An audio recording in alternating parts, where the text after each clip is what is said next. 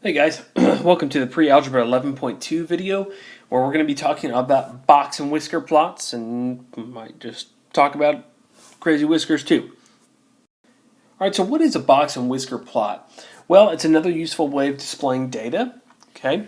And a box and whisker creates what really looks like a box with whiskers, or this down here. And it shows the median, the extremes, and quartiles of a data set. So median, you remember, means middle. Extremes is going to mean a lower extreme and an upper extreme. So the smallest piece of data and the largest piece of data. And then the quartiles. Okay, so we have a couple quartiles in there as well that we'll talk about.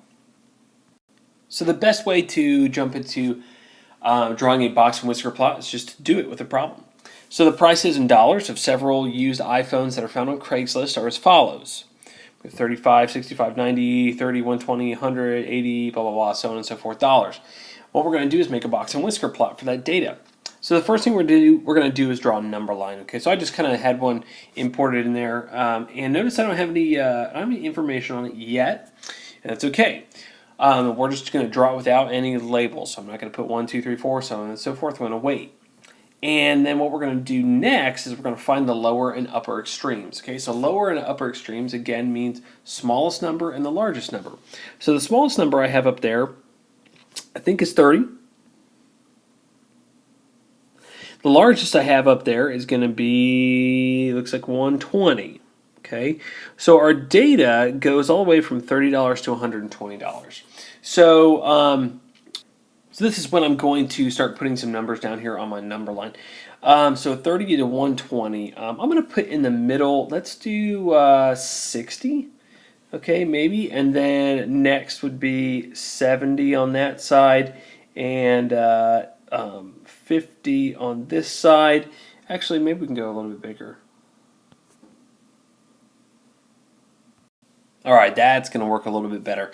So I'm actually doing each line by 5s, and I'm labeling every other, so it looks like I'm going by 10s, but each individual line actually represents $5. Okay, so we found the lower and upper extremes, and now I'm just going to put under my number line a little dot. Okay, so under my number line is where I'm going to actually do my box and whisker. My lower extreme is 30, so right under that number line, I'm going to put a dot right where about 30 is. Then the upper, okay, was 120, so right below that at 120, I'm going to put a little line, or a little dot right there, rather. Okay, so we have those. Now, what we need to do is we need to find our median. Now, again, median means middle. So in order to find the middle of my data set, I actually have to make sure they're in order. So I go from 30 to 65, 90, okay, so far in order, but then back down to 30. So let's take a second and put all these in order. All right, so I've ordered the data here, so let's find the median. Well, it's got to be directly in the middle if we have an odd number of data. So we have 1, 2, 3, 4, 5, 6, 7, 8, 9, 10, 11, 12, 13 pieces of data. So going from the front to the back, cancel, cancel, cancel, cancel, cancel, cancel, cancel, cancel, cancel, cancel, cancel, cancel, 65. Okay, so 65 is our median.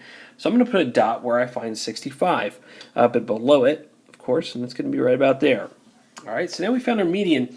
So now what we need to do is calculate, oops, and this shouldn't say calculate the extremes, it should say calculate the quartiles. Sorry about that. All right, so I fixed it up a little bit there.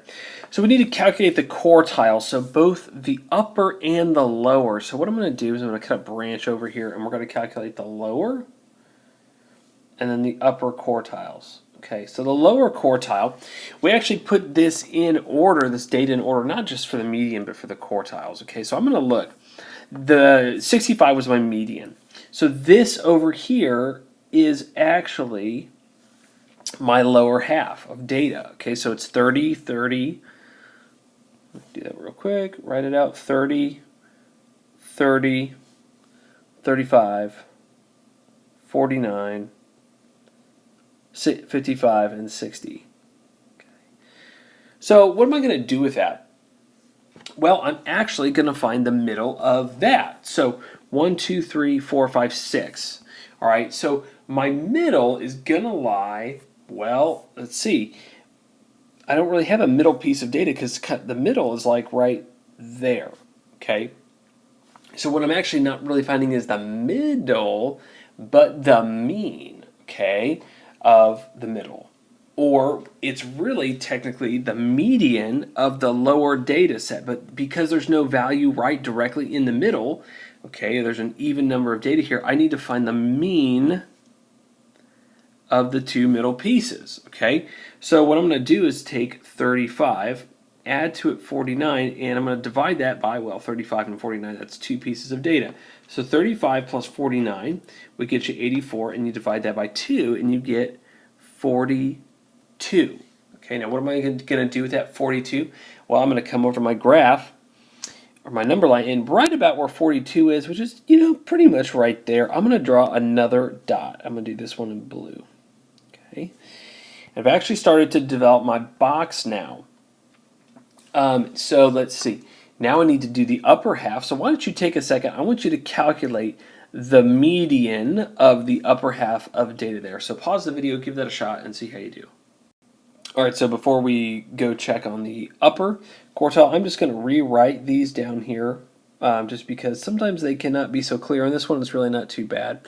So that's just everything I've already calculated. All right, so the upper quartile was 72 through 80, and you should have gotten this. All right, when you list them out in order, 72 to 80, you see that the middle is actually between 90 and 100. So you need to find the mean or the average of 90 and 100, which comes out to 95. So we're going to come over here, going to find where 95 would be, which would be right about there, and right on 95. Okay, so now what do we do that we have that? Well, now we're going to draw what are going to be the box and the whiskers, okay? So the whisker, the far leftmost whisker, right, is going to be from your lower extreme, okay, to that lower quartile. So you're going to go right like that, okay? Now, from the lower quartile to the median, you're going to draw your first box, okay, like that. Sorry, that wasn't perfect. And then from the median to the upper quartile, you're going to draw another box. That. And then from the upper quartile to the upper extreme, you're going to draw your last line. All right, so it should look like that. All right, so if you noticed earlier, back up, let's see, back here, I had this little box and whisker just drawn. I had 25%, 25%, 25%, 25%. What does that mean? Well, it means 25% of the data lies within each of those sections, okay? So 25% of the iPhones that were on Craigslist, the prices are there. 25% of those prices also lie between 42 and 65. Another 25% of those prices lie between $65 and $95, and another 25% of those prices lie between $95 and $120.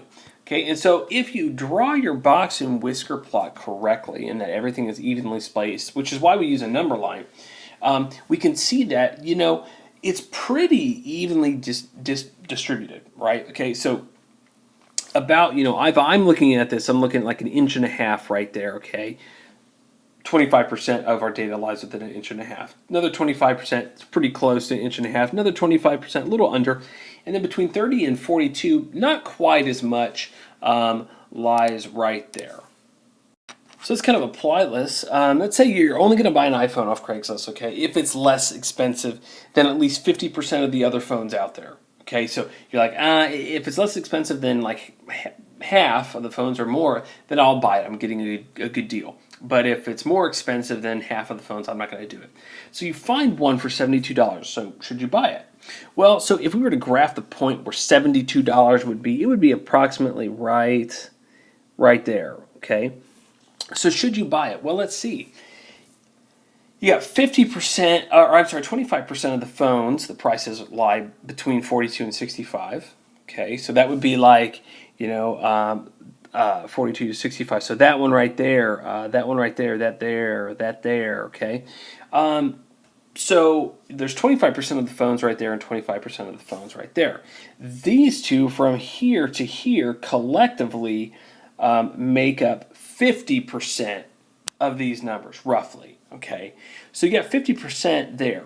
This phone that you saw, that $72 phone, Oh man, he's actually more expensive than 50% of the phones. Okay, he lies here in this range, so you actually would not buy him. Now, if you found a phone for, let's say, $50, his point would be like right there. Okay, well, there are 25% of the phones that are less expensive than him, plus a little more, but he actually lies within the first half of the data, and so you would buy him. So let's work on our interpretation of these box and whisker plots a little bit. So in this problem here, the box and whisker plot displays the number of visitors in millions to the state parks in each state of the 50 states in the year 2000. Okay, so how did they get these numbers that made up their box and whisker plot? Well, they had 50 numbers to account for, right? Because each state reported the number of visitors that went to their state parks. So let's say Texas said that they had 17 million, right? And then Arizona had 40 million. Okay, and so all the states reported their numbers. And so what they did is they took all those 50 numbers that they would have there from the 50 states, and they found, well, the median here, right, because that's the middle piece of our box and whisker plot. Then their lower extreme, okay, so that lower extreme is actually going to be the state that had the fewest visitors to its state park. So Rhode Island, maybe, I don't know. The 98.5 would be the biggest, so that might be maybe Colorado, could be Arizona for the Grand Canyon. And then they calculated their lower quartile and upper quartiles, right? So all these numbers came from a list of 50 states reporting how many people went to their state parks. So we're going to answer these two questions here about how many states had fewer than 18 million visitors to their state parks. Okay, 18.2. All right, so I'm going to find 18.2 up here in my box and whisker plot, and conveniently, it's actually one of our points. Okay, it's our, what is that called again? Upper quartile, right? Okay, the upper quartile. So how many states had fewer than 18.2 million visitors? Well, how many states would lie in this little range right here between the median and the upper quartile? Well, I don't know how many states off the top of my head, but I do know that that's 25% of the states are right there. Okay, and then further below 18.2, we have that little box. Well, I also know that's 25% of the states as well. And then this little lower region is another 25%. Okay, so about how many states had fewer than 18 million visitors to their state parks? Oh, and look, the book had a typo. I shouldn't say anything. I do it all the time. Anyway, how many states? Well, I do know that 25% plus another 25% plus another 25% were lower than 18.2. So I know that 75% of the states had fewer than 18.2 million. And if I want to know what 75% is as a number, well, I'm going to take 50, because our 50 states, times 0.75. So 75% of the states in the United States is 37.5. We could just round up and say approximately 38 states had fewer than 18.2 million visitors in the year 2000. Okay, so now let's talk about Part B. West Virginia had 8 million visitors to its state park. How does West Virginia compare with the rest of the states? So West Virginia had 8 million. So I'm going to find 8 million on our box and whisker plot. And 8 million is going to be like roughly right there. Okay, so I'm going to call it roughly 8 million right there. All right, so how does it compare with the rest of the states? Well, let's see. There are 50%, actually a little more than 50% of the states had more visitors. Okay, so it actually falls in the lower half. Okay, what else can we know? Well, we could also say that it definitely has had more visitors than this smallest section here. Okay, so it's larger than the lower quartile, which was 4.6.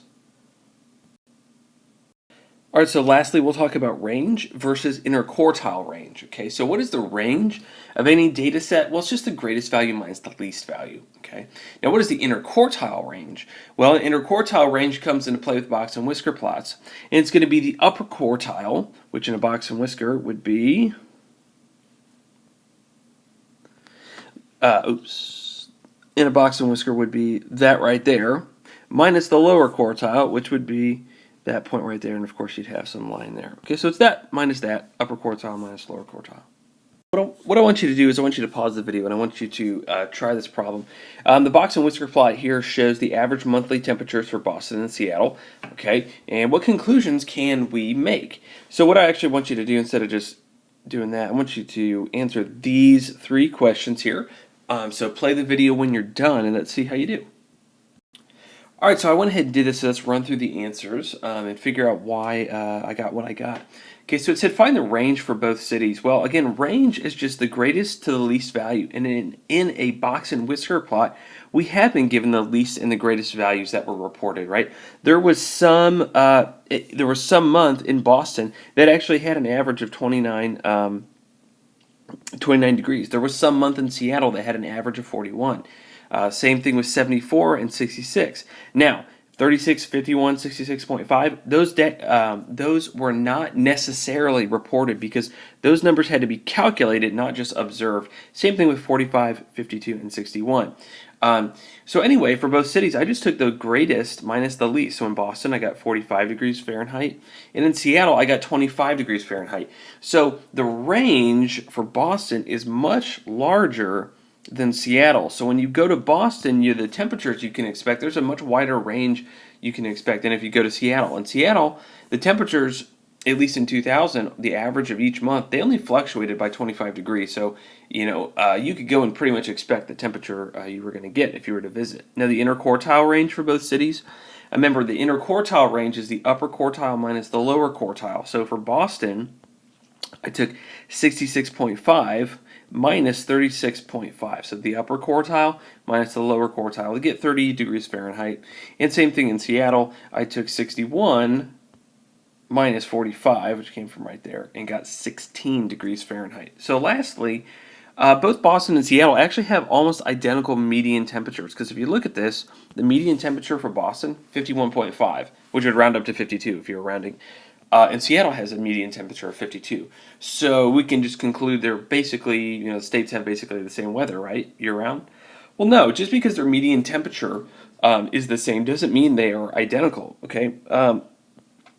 Because if you look at their range, right, in the year 2000, which is what this is for, the lowest average monthly temperature was 41. The highest was 66, okay? But in Boston, you got way down to 29 on average for 1 month, but you also got way up to 74. So just because the medians are the same, don't think the weather there year-round is identical. All right, guys, that's all I have for you. Thanks for sticking with it. Look forward to seeing you in class, looking at your notes and talking to you about this, and I'll see you then.